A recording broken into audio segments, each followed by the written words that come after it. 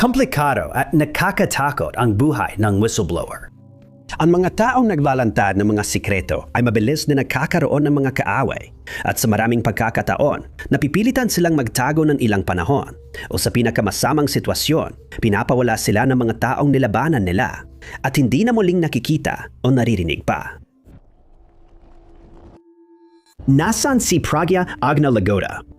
Walang sagot ang tanong na ito sa loob ng 15 taon. Ipinanganak siya sa Sri Lanka kung saan nagtagumpay siya sa ilang larangan ng trabaho. Nagtrabaho si Pragya bilang cartoonista, political analyst at mamamahayag. Ang huli niyang pinili larangan ng trabaho muli ay may kaakibat na panganib. Mukhang hindi gaanong mas ligtas ang Sri Lanka kaysa Eritrea para sa komunidad ng pamamahayag. Sumulat si Pragya para sa website ng balita na Lanka e-News. Sa bakanting oras niya, tila may iniimbestigahan siyang gustong itago ng pamahalaan ng Sri Lanka.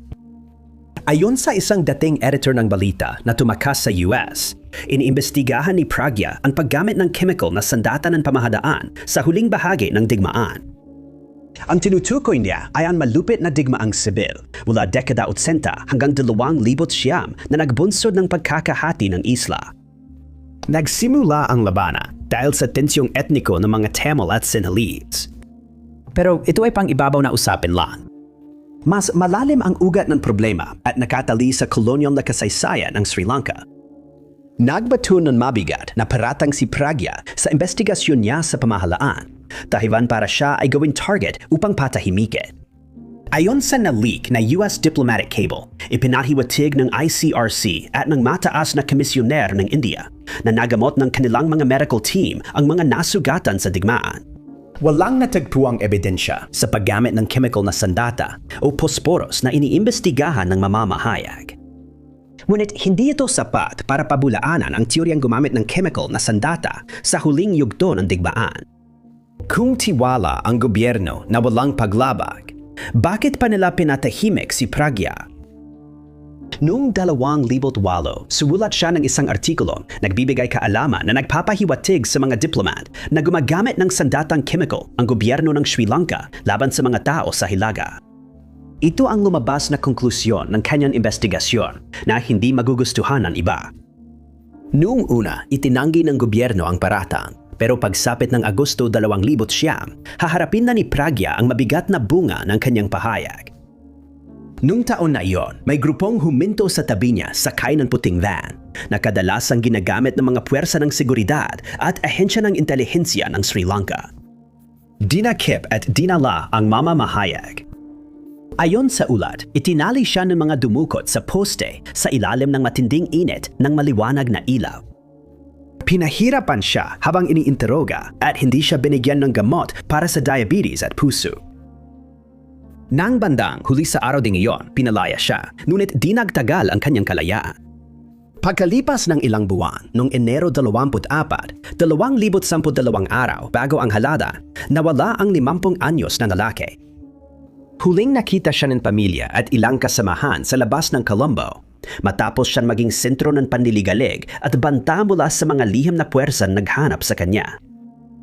Nakakatanggap siya ng ilang hindi kilalang tawag sa telepono at minamanmanan siya sa loob ng ilang buwan bago ang kanyang pangalawang pagkawala. Sa pagkakataong ito, hindi na babalik si Pragya. Ang pamilya, umaasang matulungan, ay naghain ng ulat tungkol sa nawawalang tao sa pulisya, ngunit tumanggi silang irehistro. Noong Pebrero, nag-end ng petisyon para sa habeas corpus ang pamilya para utusan ng korte na ipaharap ang mamamahayag. Muli, sinadubong sila ng pagtutol. Paulit-ulit, kumiling ng pagpapaliban ang mga autoridad hanggang sa nawala sa pansin ang kaso. Nawawala pa rin si Pragya sa misteryo sa mga pangyayari, kaya nagtataka ang pamilya niya kung buhay pa siya. Noong huling bahagi ng 2011, sinabi ng dating Attorney General sa UN Committee Against Torture sa Geneva na ang mamamahayag ay buhay at maayos sa ibang bansa, ngunit ito'y tinanggap ng may pagdududa. Noong 2015, iniwipat ng eleksyon ang kaso ni Pragya sa Criminal Investigation Department na agad gumamit ng teoryang dinukot siya ng military intelligence at posibleng pinatay ng walang due process. Dalawang opisyal ng militar ang nagtestigo sa korte na nakita na si Pragya sa kampo ng hukbo di nagtagal matapos siyang mawala. Inimbestigahan ng CID ang alegasyon, ngunit tumanggi ang militar magbigay ng personal na impormasyon kasama ang detalye ng pagmamayari ng cellphone, galaw ng sasakyan at talaan ng pagliban. Mahalaga ang impormasyong ito sa investigasyon at paghahanap ng sagot sa pagkawala ni Pragya.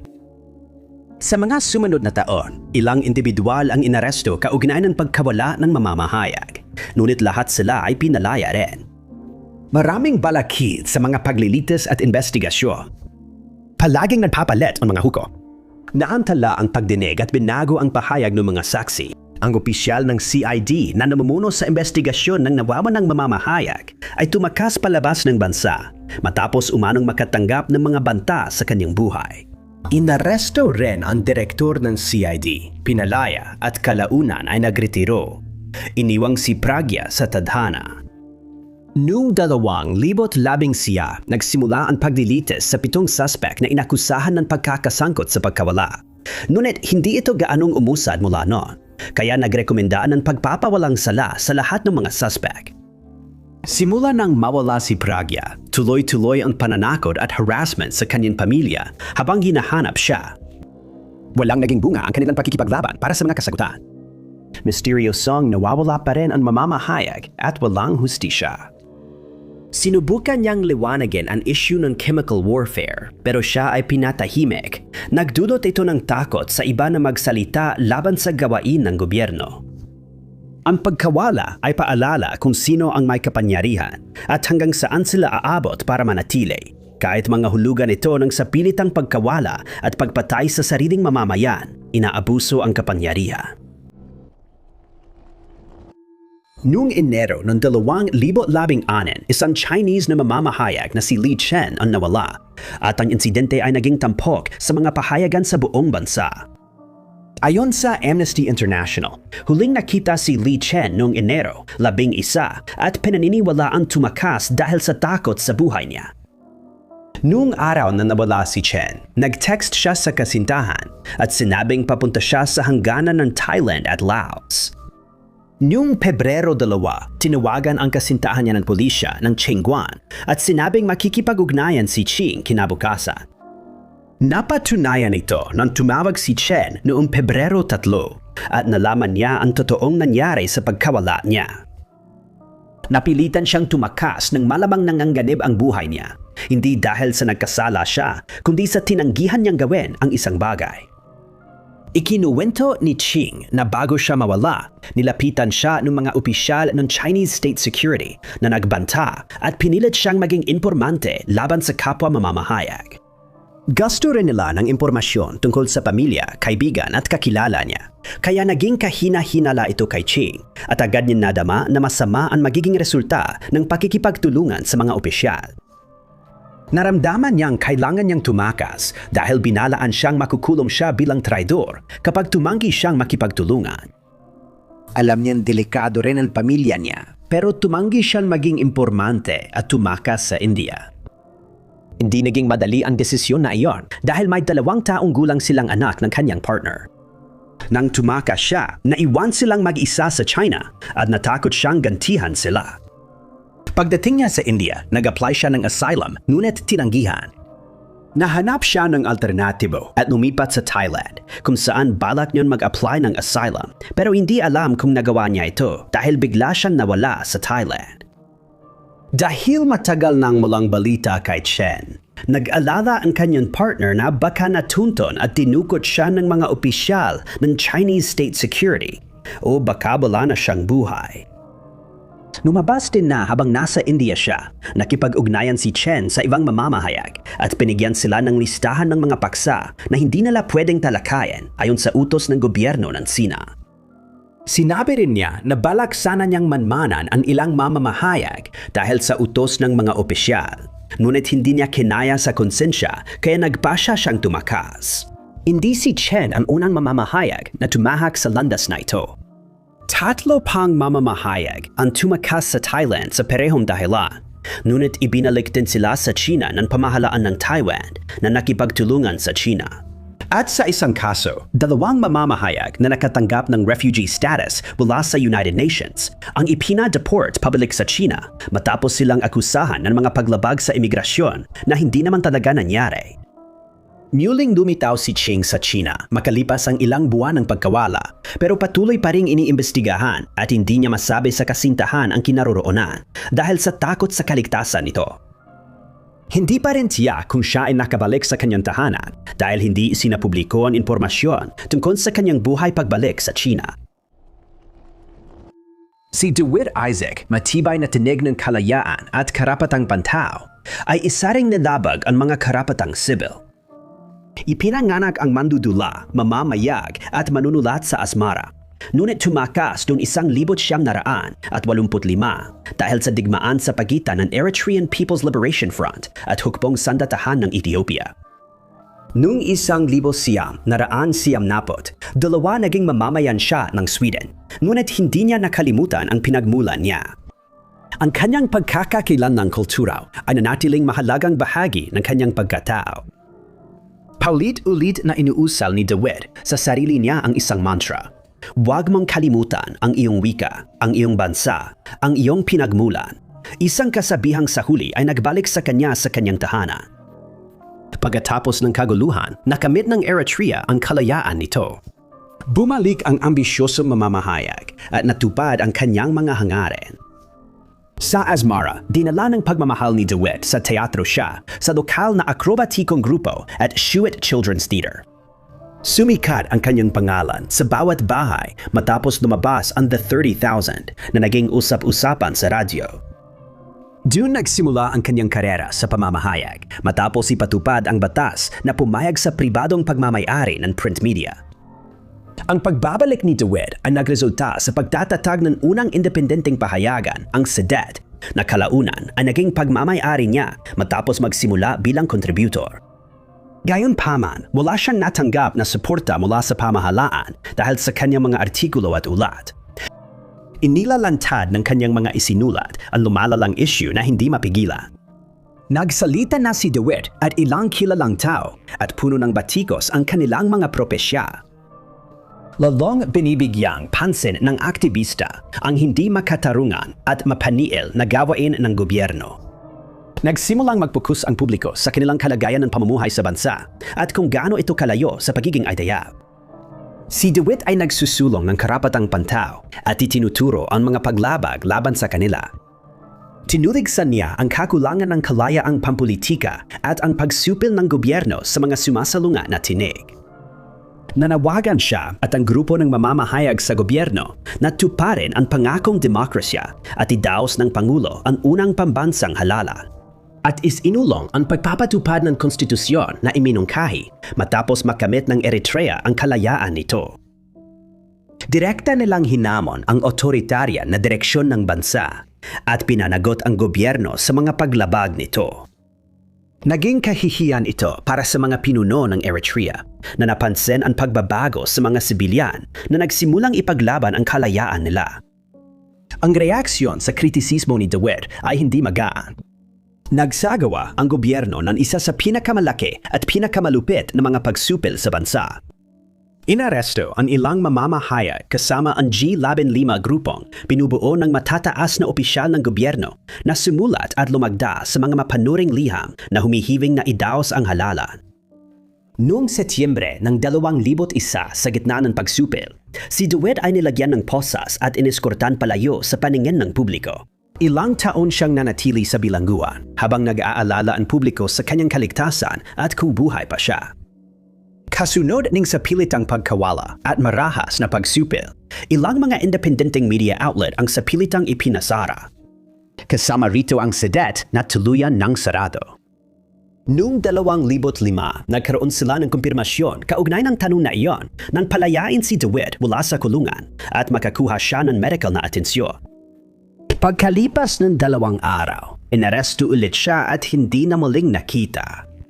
Simula 2005, hindi siya pinayagan makausap ang pamilya, kaibigan, katrabaho at abogado, isang malinaw na paglabag sa karapatan pantao.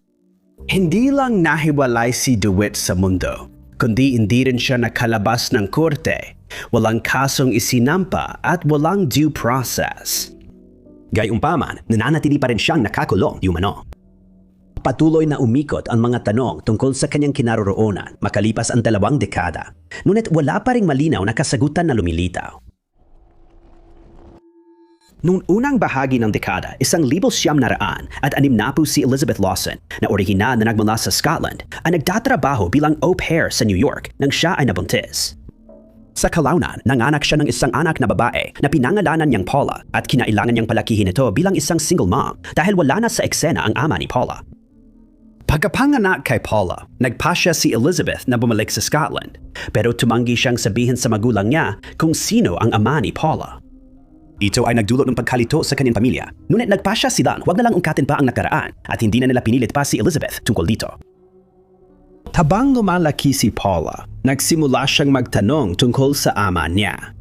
Madalas ito magdulot ng matinding galit kay Elizabeth at sinasabi na lang niya sa kanyang anak na manahimik. Kadalasan ay sinasabayan pa ng sampal sa mukha. Malinaw na may itinatago si Elizabeth mula sa kanyang pamilya, ngunit nanatili siyang tikom ang bibig at tumatangging pag-usapan ang bagay na iyon kahit kanino. Sa huli, tumira si Paula sa Fife, Scotland matapos mamatay si Elizabeth at ginamit ang oras para magsaliksik tungkol sa ama niya. Nagpasya siyang isumite ang kanyang DNA sa isang genealogy lab at nang bumalik ang mga resulta, nagulat siya nang malaman na may mga kamag-anak pala siya na nakatira sa US. Hindi binanggit ng ina na may pamilya sila ro, kaya agad siyang naintriga. Sa karagdagang pagsisiyasat, natuklasan niyang ang pangalan ng kanyang ama ay Billy Elson Lawson, isang lalaking misteryosong nawala matapos matuklasan na siya ay isang impormante ng pulisya na nagbunyag ng maraming impormasyon tungkol sa sindikato. Alam niyang kapag nalaman ng mga nasa mundo ng krimen ang kanyang lihim, mapapahamak siya. Ngunit sa loob ng ilang panahon, nagawa niyang mga lap ng impormasyon habang nananatiling hindi natutuklasan bilang isang informante. Pagkatapos makilala si Elizabeth, may nakadiskubre sa sindikato ng tunay niyang layunin, kaya napagpasyahang tapusin ang kanyang buhay. Hindi pa alam noon ang detalye ng insidente pero tiyak na may ipinadalang hitman para kay Billy na muntik ng mamatay. Hindi na siya pwedeng manatili sa New York dahil kilala na siya ng lahat ng kriminal sa sindikato. Alam niyang malapit na siyang mahuli kaya nagpasya siyang tumakas papuntang Texas. Doon, nakilala at pinakasalan niya ang isang babae pero nang mabigo ang kasal nila, lumipat siya sa New Jersey. Nagpakasal siyang muli pero hindi rin tumagal ang kasal. Sa wakas, nanirahan siya sa Arkansas kung saan niya ginugol ang natitirang bahagi ng kanyang buhay. Nalaman ni Paula na walang asawa ni Billy ang nakakaalam ng mapanganib yung nakaraan, ngunit kailangan pa niyang tuklasin ang tungkol sa kanyang ama. Kinahanap at kinausap niya ang ilang kamag-anak ni Billy. Marami ang nag-aalangan pero sa huli ay may nakuha siyang sagot. Nalaman niya na matapos mapatalsik si Billy bilang impormante, may naglagay ng bomba sa kanyang apartment pero wala siya roon nang sumabog ito. Tila alam ni Elizabeth ang tungkol sa trabaho niya sa pulisya at nang akong hindi niya sasabihin kanino man kung nasaan si Billy o kung bakit siya biglang nawala. Nalaman ni Paula na noong 2009 na-diagnose si Billy ng pulmonya at cancer sa lapay at agad siyang pumanaw habang nakatira pa sa Arkansas. Ang ideya na ang aktivismo ay isang mapanganib na gawain ay isang paksa na hindi madalas na pag-uusapan. Ang terminong tagapagtanggol ng karapatan pantao ay ginagamit upang ilarawan ang perehong mga individual at buong grupo. Aktibo at sama-samang nagsusulong ang mga taong ito para sa proteksyon ng karapatang pantao. Kahit mapayapa, may tagong panganib ang mga demonstrasyong ito na nagdudulot ng masalimuot na peligro. Hindi lang mga alalahanin sa pisikal na kaligtasan ang umiiral sa kilusa, kundi pati ang kriminal at legal na panganib. Sa pagdaan ng mga dekada, maraming aktivista ang nabilanggo at pinagmulta dahil sa iba't ibang paglabag. Nahaharap sila sa hamon sa ekonomiya, epekto sa pag-iisip at paglabag sa privacy. Isa sa mga pinakabahalaang salik sa HRD ay ang isang lihim at nakakagulat na uri ng parusa na may di inaasahang puwersang nasa likod nito. Ang parusang iyon ay kilala bilang sapilitang pagkawala, ang lihim na pagdukot o pagkakakulong ng isang tao. Kadalasang bahagi ng gobyerno o grupong suportado ng Estado ang mga dumudukot. Dinadala nila ang kanilang mga biktima padayo sa mapanuring mata ng publiko. Inilalayo sila sa proteksyon ng batas, kaya nagiging vulnerable sila sa hindi kanais-nais na mga sitwasyon, mula sa pangkalahatang paglabag hanggang sa pagpapahirap at nakapanging ilabot na kamatayan. Iba't ibang tagapagtanggol ng karapatang pantao ang umiiral, tulad ng mamamahayag, lider ng komunidad, tagapagtanggol ng kalikasan, tagapagtaguyod ng karapatan ng katutubo, at aktivista sa pabahay. Si Alceto Mora Marquez, lider pampolitika mula Venezuela, ay isang aktibistang panlipunan, isang landas na magdadala sa kanya sa hindi tiyak na kapalaran. Matagal na lumalaban si Alceto para sa pagbabago. Inialay niya ang malaking bahagi ng kanyang karerang pampolitika sa pagsusulong ng pagkakapantay-pantay at katarungan panlipunan. Ang leader ay naging miyembro ng PRV-FALN Ruptura at ng mga organisasyong Tercer Camino. Sumali rin siya sa Kabataang Komunista at pinamunuan ang Liga ng mga Sosyalista. Simula Tesapul, naranasan na ni Alceto na malabag ang kanyang karapatan. Dahil sa kanyang paninindigang pampulitika, siya ay 6 na buwang ikinulong ng DSEP, pangkalahatang direktorado ng sektoral na intelihensya at mga serbisyo sa pag-iwas. Nakulong ang aktivista at dumanas ng matinding pagpapahirap na naging sanhi ng pagkawala ng ngipin niya. Hindi ito naging sapat upang mapatigil ang lalaki sa kanyang paninindigan at nagpatuloy pa rin ang kanyang advokasya. Nagsimula ang kwento ni Alceto noong 2013 nang isiwalat at kondinahin niya ang paglabag sa karapatang pantao kaugnay ng sindikato ng pagpupuslit ng gasolina at diesel. Noong Agosto ng taon na iyon, nagtrabaho siya bilang pangkalahatang kalihim ng pamahalaan ng Estado ng Merida. Nagsimula siyang magpahayag ng opinyon sa social media, pinatikos ang gobyerno at isinisiwalat ang umano'y sindikato ng pagpupuslit ng gasolina na kinasasangkutan ng mga opisyal ng Petróleos de Venezuela. Ang pagpupuslit ng gasolina ay tumutukoy sa ilegal na kalakalan ng subsidized na gasolina mula Venezuela papunta sa mga kalapit na bansa na pangunahing nakatuon sa Brazil at Colombia. Kumikita ang illegal na kalakalan dahil sa mas mataas ng husto ang presyo ng gasolina sa ibang mga bansa. Ang pagpupuslit ay magpapabagsak sa industriya ng langis at magdudulot ng kakulangan sa gasolina. Si Alceto ay hayagang nagsalita laban sa ilegal na kalakalang ito. Itinuturo ang mga matataas na opisyal na nagsasamantala sa gasolina ng Venezuela at mga karapatan ng sibilyan. 2 taon matapos ang kanyang paghahanap ng hustisya kaugnay ng pagsisiwalat na ito, mukhang napuno na ang gobyerno. Noong ika-27 ng Pebrero, 2015 umalis ang aktivista sa kanyang bahay papuntang trabaho ng madaling araw. Ito na ang huling beses na may makakakita sa kanya ng buhay. Ilang sandali lang ang lumipas, nakatanggap ng text message ang mga miyembro ng pamilya na nagsasabing dinakip siya ng mga ahente ng Military Intelligence Service na nagpapahiwatig na ito ay resulta ng investigasyon tungkol sa issue ng pagpupuslit ng gas. Partikular, iniimbestigahan niya ang gasolinahan ng Petróleos de Venezuela. Sa mga sumunod na taon, ilang kapatid at kaibigan niya ay misteryosong nawala rin. Dinukot ng Bolivarian Intelligence Services si Jesus Prado. Si Eliseo Prado, isa pa niyang kapatid, pati ilang kaibigan niya ay nakaranas din ng parehong pagsubok. Kaunti lang ang detalye tungkol sa mga biglaang pagkawala na ito.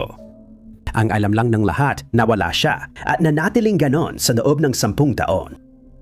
Ilang araw matapos mawala si Alceto, noong Marso 5, nagsampa ng reklamo ng sapilitang pagkawala ang kanyang mga anak. Iniharap nila ang kaso sa Criminal Scientific and Criminal Investigations ng Merida. Makalipas ang ilang araw, pormal nang iniharap ang reklamo sa tanggapan ng pampublikong taga-usig.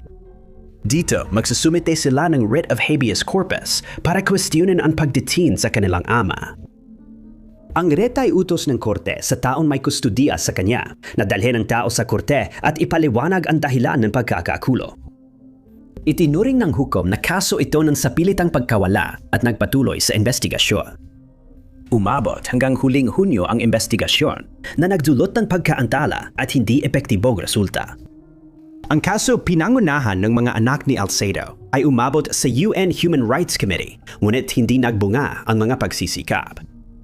10 taon na ang lumipas at kakaunti pa rin ang natanggap na tugon ng pamilya ni Alcedo mula sa mga otoridad.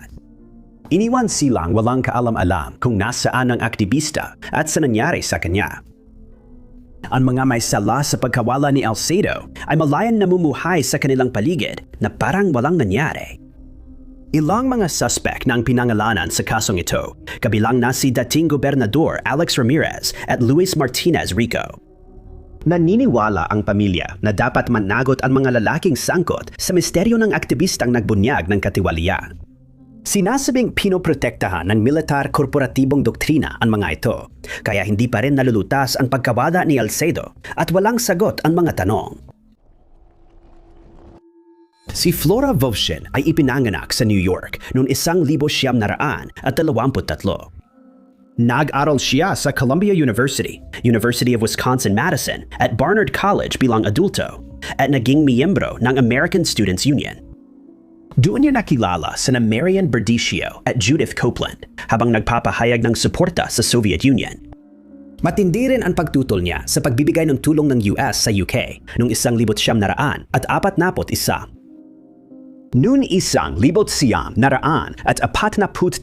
nagtrabaho siya sa Office of War Information na noong ikalawang digmaang pandaigdig ay may ilang empleyado na impluwensiyahan ng Soviet Union.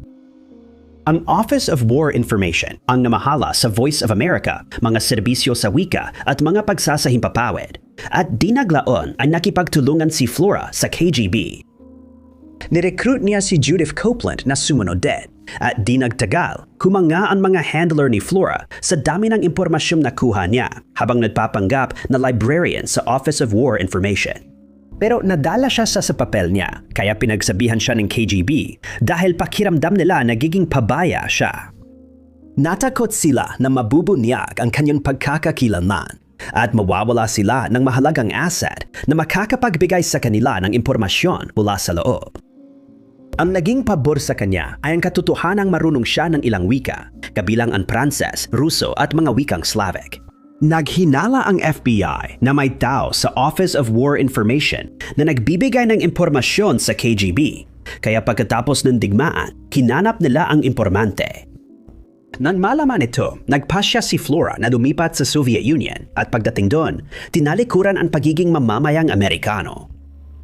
Hindi ito nakumpirma at para sa FBI, bigla na lang nawala si Flora at hindi na nakita mula.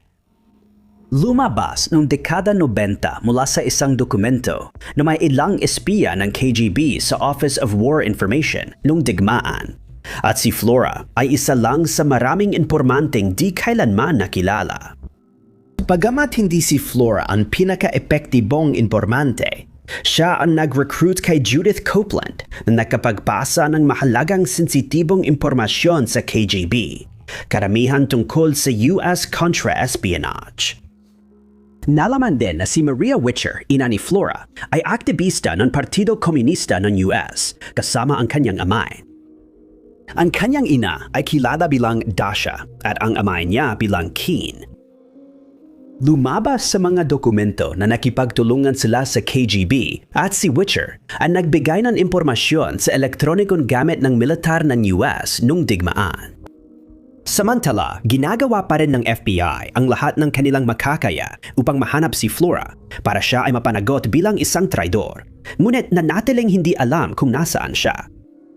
Sinabi ng kanyang ina na nakatanggap siya ng balita mula sa Soviet Union na pumanaw si Flora, ngunit hindi ito nakumpirma. Ipinanganak si Rudolf Diesel sa mga magulang na Aleman noong Marso 1858 sa Paris, Pransya, at naging isa siya sa pinakamahalagang tao sa kasaysayan. Bilang thermal engineer, siya ang lumikha ng internal combustion engine na ipinangalan sa kanya. Bukod sa pag-imbento ng diesel engine, kilala rin siya bilang tagapahalaga ng sining, linguista, at teoristang panlipuna. Si Rudolf ay talagang natatanhi. Inilalaan niya ang karamihan ng oras sa pag-develop ng makina at pag-eksperimento gamit ang ammonia at expansion engine. Pagsapit ng 1800 at 90, iniwan niya ang kanyang tahanan sa Paris at naglakbay patungong Berlin para sa mga bagong oportunidad kung saan nakakuha siya ng bagong posisyon sa kumpanyang Linde. Pagkalipas lamang ng 2 taon, nakuha niya ang patent ng makina at inilathala ang paglalarawan nito sa susunod na taon na may pamagat na teorya at konstruksyon ng isang rasyonal na heat motor. Sunod-sunod na lumikha si Rudolph ng matagumpay na mga modelo na nagtapos noong 1,800 at 77 sa paggawa ng 25 horsepower na 4-stroke single vertical cylinder compression engine. Ang mataas nitong kahusayan, pagiging simple at diretsong disenyo ay nagbigay daan para agad itong maging matagumpay sa komersyo at ang mga royalty fee ay nagdala kay Rudolph ng napakalaking yaman. Nung una, pwedeng gumamit ng anumang uri ng fuel ang kanyang likha. Pero kalaunan ay mas piniling gamitin ito sa langis ng gulay o mani kahit walang ignition system. Sabi ng mga mananaliksik, pati ang pagsisikap ni Rudolph, ang ibang steam engine noon ay malakas gumamit ng enerhiya ng fuel. Sabi niya, ang mga sistemang ito ay gumagamit ng higit 70% at nagsasayang ng maraming enerhiya. Ang kanyang imbensyon ay may 75% kahusaya, mas mataas kaysa sa iba nung panahon na yon. Pagsapit ng 1,912 may humigit kumulang 70,000 na diesel engine sa buong mundo na ginagamit sa mga pabrika at mga power generator. Kalaunan, binago ng diesel engine ang industriya ng riles at matapos ang ikalawang digmaang pandaigdig, binago rin nito ang industriya ng truck at bus na nagbigay daan sa mas matipid na pagbubuhat ng mabibigat na karga. Nang mapagtanto niya ang laki ng kanyang imbensyon, si Rudolph ay gagawa sana ng isang napakapeligrosong kasunduan sa negosyo. Sa katunayan, muntik na niya itong gawin.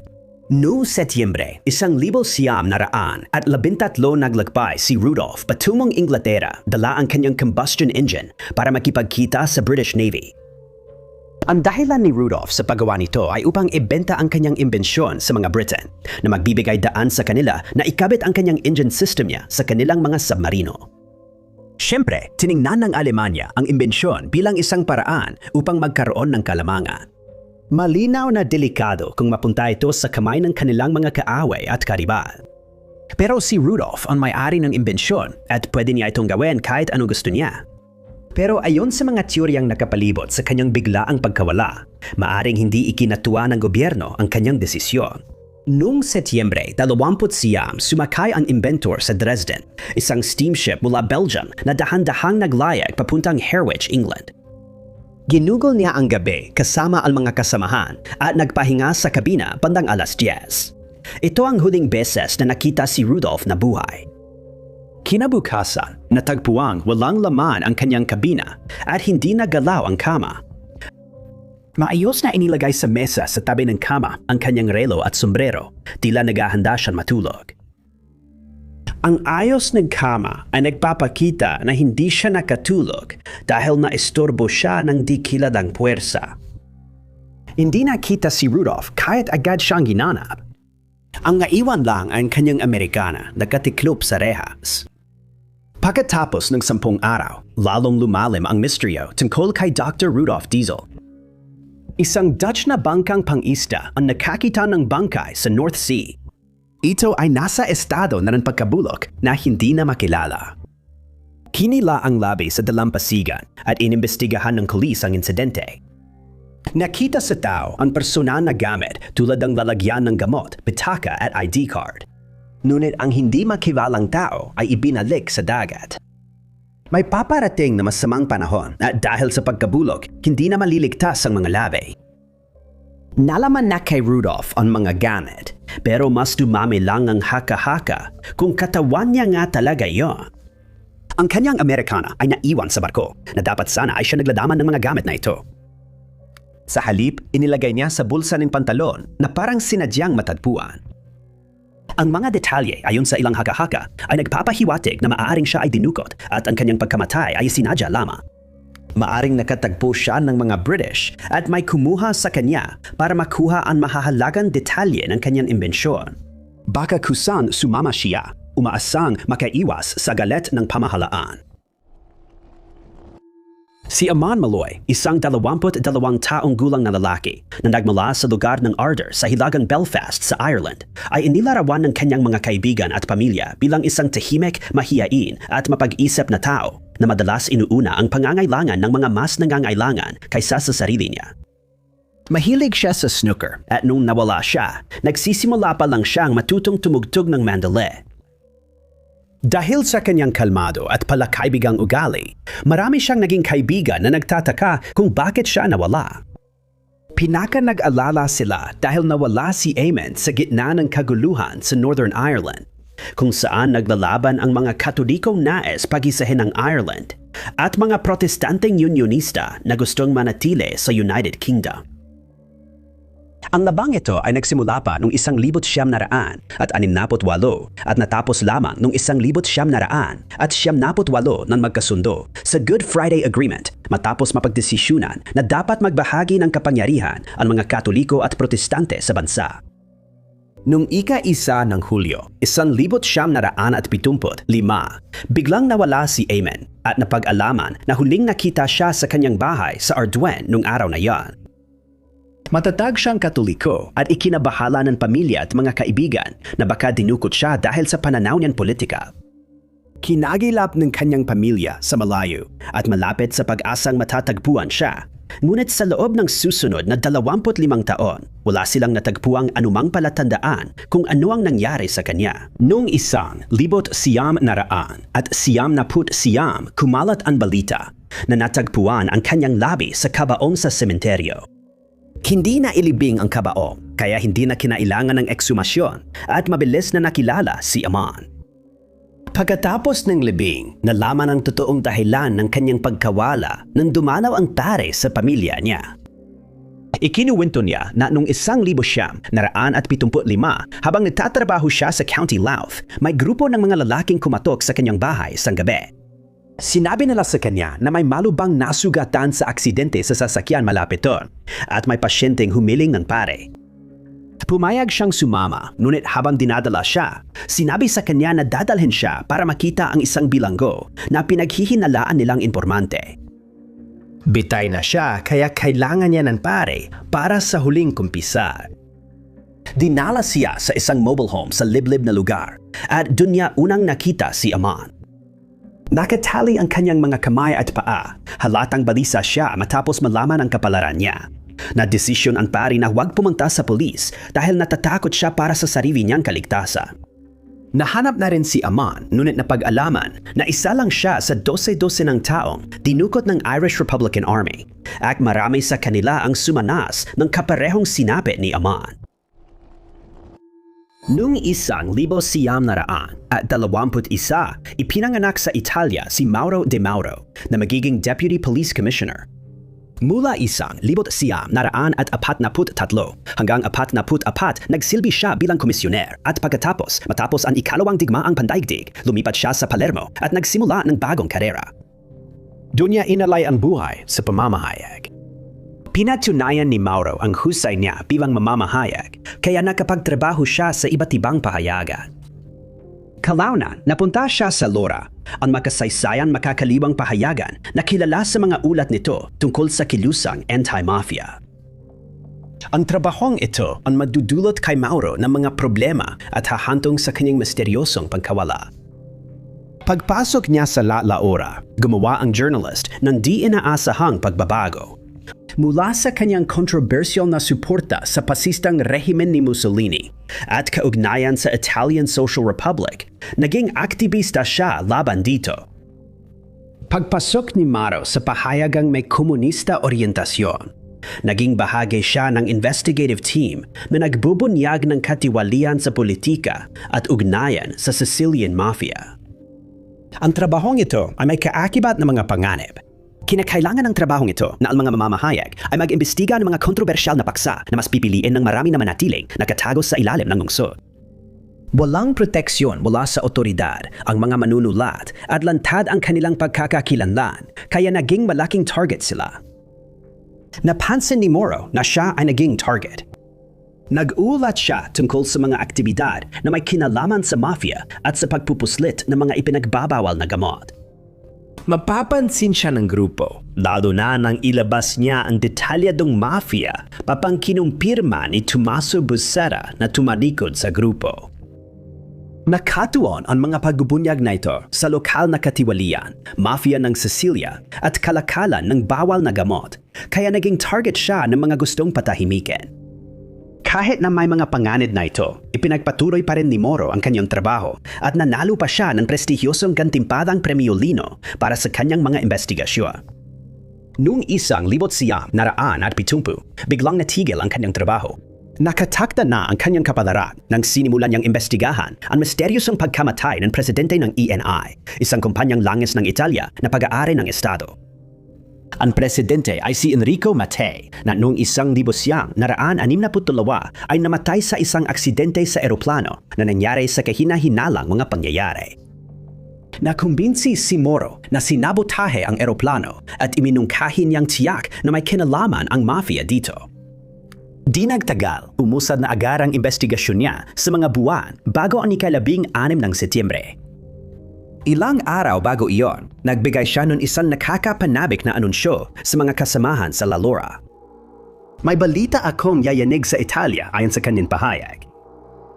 Ilang gabi ang lumipas habang pauwi si Moro sa Del Magnoli. Nasaksihan ng kanyang anak na si Franca ang isang nakakatakot na pangyayari.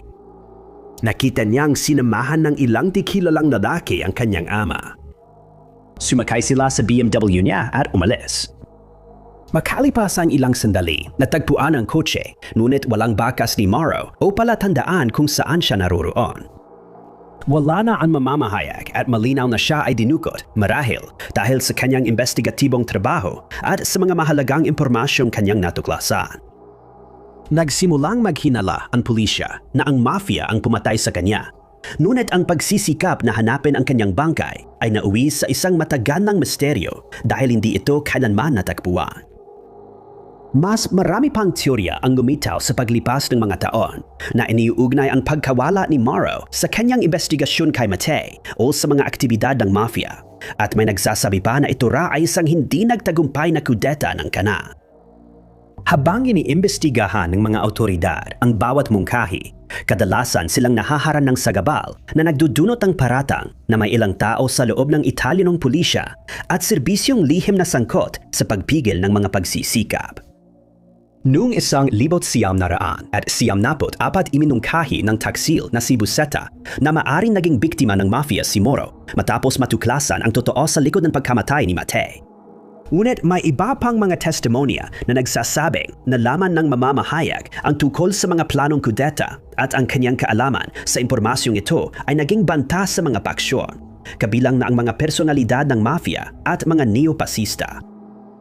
Investigasyon ay nagmungkahi na ang pagkawala at pinaniniwala ang pagkamatay ni Moro ay dahil sa kanyang nalaman tungkol sa sabwatan. Ayon sa piskal, nais ng mafia na pigilan si Moro na ibunyag ang sabwatan sa pagitan ng grupo, mga neopasista at mga umano'y espiya na nagtangkang magsagawa ng kudeta. Noong 2001, pinuksan muli ang kaso matapos ang investigasyon at makalipas ang 5 taon, iniimbestigahan ito bilang pagpatay na nagresulta sa paglilitis kay Salvatore Rina, pinuno ng mafia, bilang pangunahing akusado. Iminungkahi na naranasan ng investigative journalist ang bagsik ng mafia, ngunit dahil walang katawan o pisikal na ebidensya, nananatiling misteryo ang kanyang kaso. Ang ebidensya sa kasong ito ay puro palatandaan at base lang sa sabi-sabi. Ang katotohanan sa pagkawala ng mamamahayag ay nananatiling hindi malinaw at nababalot ng misteryo. Sa tingin ng marami, nagtutulungan ang mga ahensya ng pagpapatupad ng batas para dutasin ang krimen at tiyakin ang kaligtasan ng publiko, pero hindi ito lagi nangyayari. Minsan, may ahensya na susubukan makialam sa investigasyon ng iba para pagtakpan ang sarili nilang pagkakamali. Ito ang nangyari sa kasong kinasangkutan ng isang bilanggo na nagngangalang Anthony Brown. Habang nakakulong siya sa Los Angeles, nagsimulang magduda ang FBI sa ilang deputy sheriff ng Los Angeles na tila sangkot sa korupsyon, pero wala silang paraan para mapatunayan ito. Nagpasya silang magsagawa ng sting operation sa kulungan at kinontak si Brown para malaman kung handa siyang tumulong sa ahensya. Pumayag siya at inatasang mangalap ng ebidensya laban sa mga deputy para mapanagot sila sa batas. Lahat ng impormasyon niya para sa FBI ay ipinapasa sa telepono. Pero nang magsimulang magbigay si Brown, nakinig ang sheriff sa mga tawag niya at nagkaroon ng gulo. Na-trace ng FBI ang mga tawag. Dahil takot mabunyag ang kanilang krimen, nagplano ang mga deputy para matiyak na tahimik si Brown. Para sa FBI, bigla siyang nawala at hindi nila siya mahanap kahit nagtatanong sila sa mga opisyal kung nasaan si Brown. Naibunyag na niya na palpak ang pamamalakad sa kulungan at walang ginagawang paraan para mapabuti ang kalagayan doon. Maraming bilanggo ang binubugbog kahit walang dahilan. Kabalintunan, isang undercover na FBI agent ang nakapuslit ng cellphone sa selda ni Brown matapos magsabwatan sa isang tiwaling gwardiya na tumanggap ng lagay na $1,500 para labagan ang patakaran. Maganda ang naging simula ng operasyon, ngunit ito ay natigil nang biglang nawala si Brown.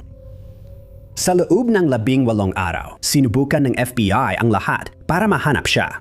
Ngunit hindi sila nakakuha ng impormasyon sa kinaroroonan niya at patuloy silang nililito ng mga tauhan ng kulungan at Sheriff's Department. May pangambang baka tinapos na ang kanyang buhay sa kulungan at tinatago ito ng mga opisyal pero hindi ito mapatunayan. Nalaman na si Brown ay kumukuha ng impormasyon tungkol sa pagpupuslit ng ilegal na substansya, organisadong laban at iba pang katiwalian sa kulungan. Matapos makita ng deputy ang puslit na cellphone sa selda, siya ay sapilitang ipinawala.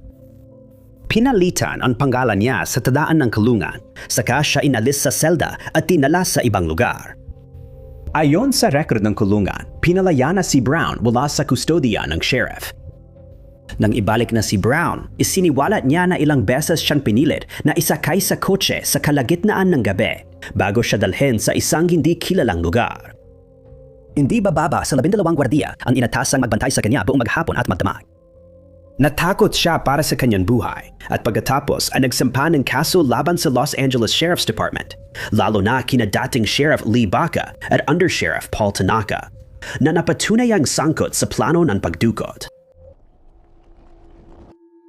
Nung panahon ng pagkalat ng coronavirus, maraming usapan tungkol sa kung ano ang dapat gawin upang mapanatiling ligtas ang publiko at kung anong mga hakbang ang dapat gawin upang mapigilan agad ang pagkalat ng sakit.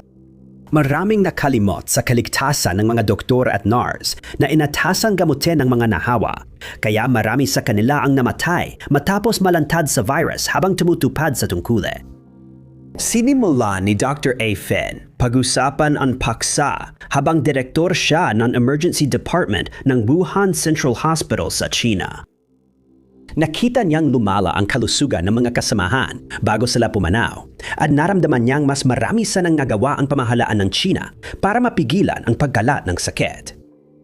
Pinuna niya ang mga autoridad sa medical nang malaman niyang pinigilan ang maagang babala sa pandemya. At itinago ito sa publiko. Tiniyak niyang mabanggit ito habang ini-interview siya ng magasin na Renwu. Na-upload ang panayam online at mabilis itong binura ng mga sensor ng China sa mga site kung saan ito napanood. Malinaw na may natamaan si A, pero may isa pa siyang balitang gustong ibahagi. Sinabi niya na noong Disyembre ng 2019, napansin niyang may ilang pasyente sa kanyang pangangalaga na nagpapakita ng nakakabahalang mga palatandaan ng mga sintomas na katulad ng SARS. Nang sinabi niya ito sa mga nakatataas, siya ay pinagsabihan at pinatahimik. Di naglaon, napatunayan ang kanyang mga takot nang mangyari ang unang kaso ng COVID-19. Makalipas ang ilang buwan, 4 na doktor sa ospital ang namatay. Noong panahong iyon, may higit 3,000 ang namatay sa China dahil sa sakit. Si A at iba pang doktor ay nagsimulang ilantad ang masamang sitwasyon sa Wuhan. Sinabihan si A ng mga nakatataas na itago na lang ang kanyang alalahanin para hindi matakot ang publiko ayon sa ospital. Napansin niyang kahina-hinala ang sobrang pagtago ng impormasyon pati sa media. 2 araw matapos magsumite ng ulat, ipinatawag siya ng pinuno ng Disciplinary Committee at pinalaan dahil umano sa pagpapahina ng ospital at pagkalat ng aling tsismis. Pinagbawalan ang mga kawani ng ospital na magsalita tungkol sa virus at pinasuot ng protektibong kasuotan habang nakaduty. Habang dumarami ang kaso sa ospital, patuloy na itinatangi ng pamahalaan Chino na naipapasa ang sakit mula tao sa tao. 8 pang doktor ang napagsabihan dahil sa pagsisiwala ng totoong lawak ng nalalapit na pandemya kahit napatunayan ng tama ang kanilang mga pangamba noon. 2 linggo matapos magsalita sa media, biglang nawala si Abe at hindi na siya makontak ng mga kasamahan niya. Buti na lang, nagpakita ulit si Abe noong Abril nang mag-post siya ng litrato sa trabaho na may caption na Maligayang April Fool's Day. Kalaunan, sinabi niya na hindi siya isang whistleblower, kundi itinuturing niya ang sarili niya bilang taong nagbigay ng kinakailangang whistle sa mga whistleblower. Ang kaso na kinasasangkutan ni Frederick Valentich, isang Australianong lalaki na noong 1978 ay nag-aaral para maging isang domestic pilot, ay talaga namang kakaiba. Hanggang ngayon, hindi pa rin nasusolusyonan ang kanyang pagkawala. Noong nawala siya, hindi pa bihasa si Frederick bilang piloto. Nakakalipad na siya sa gabi, basta malinaw ang visibility at makilala ang ilang palatandaan sa lupa, matapos ang 150 oras ng paglipad. Nag-apply siya noon para sa commercial pilot license, pero bumagsak sa exam at tinanggihan ng Royal Australian Air Force. Ipinakita rin niyang may iba pang issue dahil napagsabihan siya sa sinadyang paglipad sa ulap at sa bawal na airspace. Ayon sa kakilala niya, kilala si Frederick na naniniwala sa UFO at naikuwento niya sa kasintahan ang takot niyang makidnap ng extraterrestrial. Hindi ito naging hadlang sa kanya para tuparin ang pangarap maging piloto. At noong Oktubre 21, 1978, lumipad siya mula sa paliparan sa Melbourne gamit ang magaan na Cessna na may isang upuan. Plano niyang lumipad ng humigit kumulang 150 milya tatawid sa Bass Strait at Cape Otway bago makarating sa King Island. Dapat sana ay tumagal lamang ng 1 oras at 10 minuto ang biyahe at pakiramdam ni Frederick ay handa na siya. Kakaiba, hindi niya kailanman hiniling na buksan ang mga ilaw ng runway sa pagdating niya. Dahil maganda ang visibility at panahon, walang dahilan para mag-alala. Iyon ay hanggang sa ilang sandali matapos ang kanyang paglipad noong gabing yon.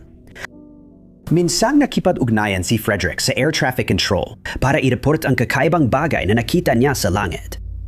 Nang mas mapagmasdan niya ito ng mas malapitan, napagtanto niyang ito ay isang uri ng hindi matukoy na sasakyang panghimpapawid na pagkatapos ay nagsimulang sundan ang kanyang eroplano. Ipinasa niya ang impormasyon at makalipas ng kaunti, sinabi niyang may sasakyang nakalutang sa itaas ng eroplano niya at nilinaw niyang hindi ito pamilyar na uri ng sasakyang panghimpapawid.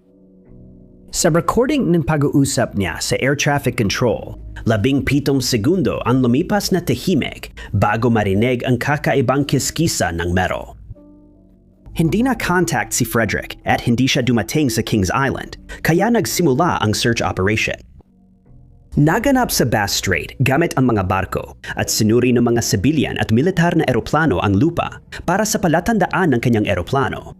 Sa loob ng 4 na araw, nilibot ang 2,000 at 600 milyang parisukat pero walang natagpuang bakas ng nawawalang lalaki o eroplano. Sa huli, itinigil na ang paghahanap at gaya ng inaasahan, nagsimulang lumitaw ang mga teorya ng sabwatan.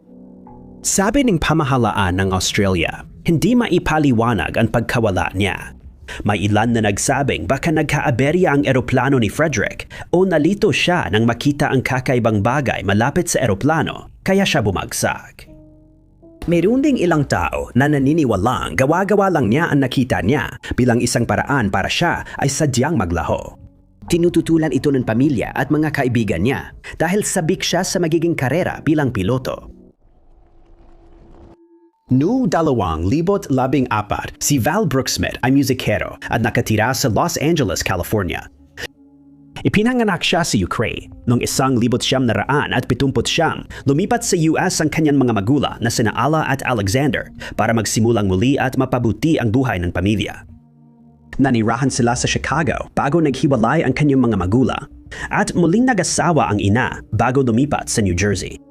Noong 2014, nagkaroon ng hindi inaasahang pagbabago sa buhay ni Val nang kumanaw ang kanyang ama na isang Dutch na executive sa bangko. Pagkatapos ng pagpanaw ng kanyang ama, nagkaroon ng access si Val sa computer nito at nang buksan niya ang email account ng kanyang ama, natuklasan niya ang ilang napaka-interesanteng impormasyon. Natisod siya sa maraming files ng Dutch Bank na tiyak na papansinin ng mga autoridad. Inilunsad ang federal at estado na investigasyon sa bangko dahil sa hinalang sangkot sa maling gawain ang mga empleyado nito. Alam ito, kaya nagdesisyon si Val na ialok ang mga file ng ama sa FBI sa New York. Ngunit una siyang nakipagkita sa mga ahente sa Los Angeles. Pagkatapos niyang ibunyag ang natuklasan, pinayagan ng FBI si Val na magpakilalang saksi sa investigasyon at inilabas niya ang mga file sa inang media at sa research firm na Fusion GPS na nagsisiyasat sa ugnayan ng Dutch Bank kay Pangulong Donald Trump. Pagkatapos nung ika-7 ng Abril, 2021, biglang nawala si Val. Noong 2019, pinadalhan siya ng subpoena para magsumite ng dokumento sa House Intelligence Committee na nagsisiyasat ng isyong may kaugnayan sa Russia. Pinaniniwalaang kumuha ang Dutch na bangko ng mga Russian na sangkot sa money laundering at posibleng kasali rin ang iba pang institusyong pinansyal. Nagbigay rin siya ng sensitibong impormasyon sa mamamahayag ng New York Times at Forensic News na naglabas ng artikulo tungkol sa umano'y money laundering at maling gawain.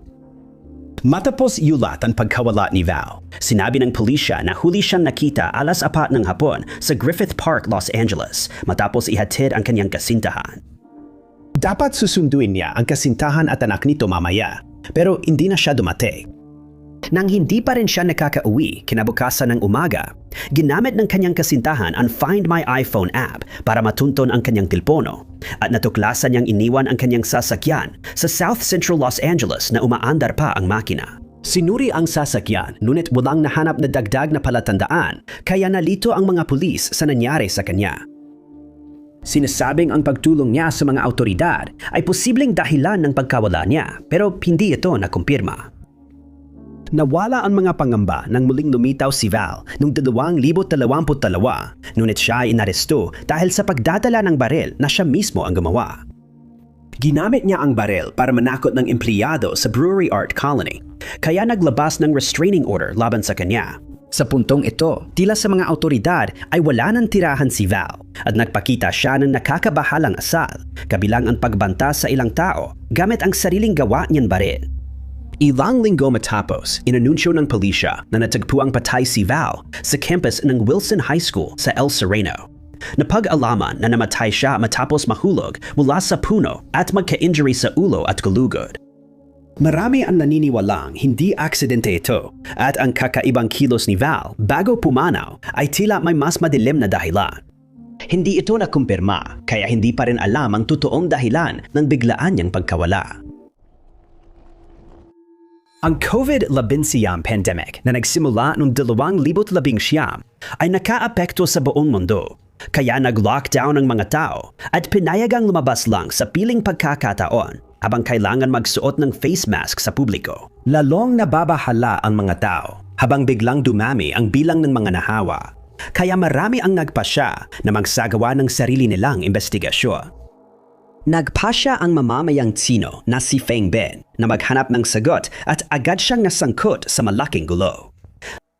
Sinimulan ni Feng ang pagre-record ng mga video sa Wuhan kung saan nagsimula ang outbreak bilang pagsisikap na ibunyag ang katotohanan sa buong mundo. Nag-upload siya ng mga video sa YouTube para sa mas malawak na exposure na mariing tinutulan ng pamahalaang Tsino. Dumabas na ang katotohanan na hindi naging tapat ang gobyerno tungkol sa outbreak at nagkaroon ng 3 linggong pagkaantala mula nang matukoy ang sakit hanggang sa inihayag ang katotohanan tungkol sa mabilis nitong pagkalat. Ngunit ito ay simula pa lamang ng mas malalim na problema. Minsang bumisita si Feng sa ospital at nag-record ng video ng siksikang mga pasilyo kung saan maraming hindi naasikaso dahil sa dami ng pasyente. Mas nakakabahala ang video niya na may mga namatay na pasyenteng isinakay sa van. Nang may upload ang video, natakot ang mga residente ng China na hindi pa alam ang totoong nangyayari. Sa isa sa huling video niya, ipinakita niyang may mga undercover na pulis sa paligid ng bahay niya bago siya biglang nawala. Halos 3 taon na walang balita kay Faye. Kaya nag-aalala ang kanyang pamilya at mga YouTube followers na baka dinukot o pinatahimik siya ng gobyernong Tsino. Lumabas lamang kalauna na siya at ilang iba pang mga whistleblower ay inaresto upang matiyak na mananahimik sila tungkol sa pandemya. Kinasuhan siya ng paghahanap ng away at pag-uudyok ng gulo at pinagbawalang makipag-usap habang nakakulong. Noong 2023, inihayag na siya ay palalayain mula sa kulungan, ngunit nanatiling binabantayan ng gobyerno. Karaniwan, ang isang taong kinasuhan ng ganong krimen ay maaring makulong lamang ng 6 na buwan. Ngunit si Feng ay nanatiling nakakulong ng 3 taon bago siya pinayagan makabalik sa lipunan. Si Ross Alderson ay nagtrabaho para sa British Columbia Lottery Corporation mula 2008 hanggang 2017. At bago lamang siya nagbitiw at biglang nawala, hawak niya ang posisyon bilang direktor ng money laundering at investigasyon. Ang kanyang pagbibitiw ay resulta ng ilang mga hindi pagkakatugma na napansin niya habang nagtatrabaho sa korporasyon. Noong 2017, nagpasya siyang iparating sa media ang kanyang mga natuklasan. Nadiskubre niya ang isang komplikadong operasyon ng money laundering sa loob ng kumpanya at nagpasya siyang gampanan ang kanyang tungkulin sa pamamagitan ng pag-uulat ng kanyang mga natuklasan. Ayon sa kanya, minsan napansin niyang may malaking halaga ng pera sa maliliit na denominasyon na inihahatid sa mga high rollers sa casino. Karaniwan, ang pera ay nakabalot o dinadala sa mga sasakyang hindi niya kilala. Isa sa mga establishmentong tinutukoy ay ang River Rock Casino sa Richmond, British Columbia. Nagpasya siya at ilang investigador na masusing suriin ang mga transaksyon ng casino. Naniwala silang ang pera ay dinadala ng mga kriminal sa casino at ipinapamahagi sa mga high roller na nagsusugal doon. Perpekto itong paraan ng paglalaban ng pera, masama ang pinagmulan. Kaya alam ni Ross na dapat niya itong pigilan. Isang araw sa casino, napansin niyang may kahina-hinalang transaksyon. $100,000 ang binabayaran, gamit lang mga 20 pesos. Kaya napilitan siyang makialam. Pagkatapos niyang gawin ito, nilapitan siya ng casino manager at agad siyang ini-report sa British Columbia Lottery Corporation. Tinawag siya at pinatigil sa pag-iimbestiga sa casino dahil obserbasyon lang at pag-uulat sa mga nakatataas ang inaasahan sa kanya. Bawal din siyang makipag-usap sa sugar roll sa loob at naniwala siyang kasali rin ang kanyang mga nakatataas sa problema. Sa karagdagang investigasyon, napag-alaman na ibang beses nang naiparating sa korporasyon ang mga isyong ito noon pa man. Nang mapansin ng mga pulis at investigador ang kahina-hinalang aktibidad, ngunit sinabihan silang itigil ang kanilang pagtatanong o kaya naman ay binalemala lang sila. Natapos ni Ross noong 2015 ang isang komprehensibong ulat kung saan inirekomenda niyang i-verify muna ng mga casino service provider ang anumang transaksyon na lampas $20,000 na ibabayad sa mga high roller. Ngunit hindi pinansin ang kanyang rekomendasyon. Noong 2017, napivitan siyang ilantad sa publiko ang kanyang natuklasa dahil tumanggi siyang masangkot sa komplikado at delikadong kriminal na operasyon. Noong 2020, ipinatawag siya sa Commission of Inquiry into Money Laundering sa British Columbia.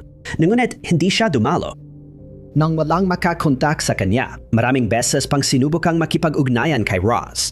Ngunit nabigo ang lahat dahil walang nakakaalam kung saan siya naglaho. Lumabas kalaunan na lumipat na si Ross sa Australia matapos siyang paulit-ulit nagipitin dahil sa kanyang mga pahayag. At nagsimula siyang matakot para sa kanyang buhay at sa kanyang pamilya. Sa huli, ipinresinta niya ang natuklasan sa Cullen Commission via video link noong 2021 na kinumpirma ang kanyang mga pangamba. Hindi pa malinaw kung may naaresto dahil dito, pero natanggap ni Ross ang Peter Bryce Prize para sa etikal na pamumuno at whistleblowing noong 2023. Salamat sa panonood mga kaibigan.